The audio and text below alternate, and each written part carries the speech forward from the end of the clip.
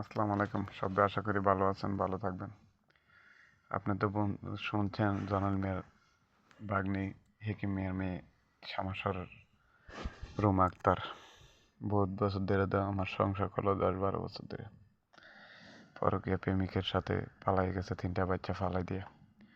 আজকে 13 তারিখ আমার থেকে একটা 6-7 জন ছেলে, 3-4 জন ছেলের সাথে নিয়ে এর পরকীয়া প্রেমিকরে নিয়ে এর শুদ্ধে আমার গাড়ি আটকাই আসে রে চরতাই বিদেট গেটের থেকে আমার হুমকি দিছে মায়েরা ফালাইব হুমকি টুমকি দিয়া আমার থেকে টাকা পয়সা বহুতবার এরকম আদায় করে নিচ্ছে। আমার টাকা পয়সা নিয়ে ভাগছে এবং কি ভাগার পরে আপনার আজকে কী করছে, আমার মোবাইল রেখে দিচ্ছে। ঠিক আছে, আমার মোবাইলের প্যাকেট এবং কি মেমো আমার কাছে আসছে। তো অহন হ্যাঁ দেন কদিন পর এগুলা করে আপনারা কি বলেন?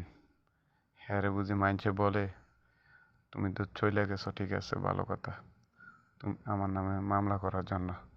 হ্যাঁ দেন আমার থেকে টাকা পয়সা নিয়ে পালাই গেছে, 3টা বাচ্চা ফালাই দিয়ে গেছে আমার উপরে। বুঝছেন, টাকা পয়সা আমার বহুত টাকা পয়সা 4 বছরের ইনকাম নিয়ে পালাই গেছে। আকাম কুকাম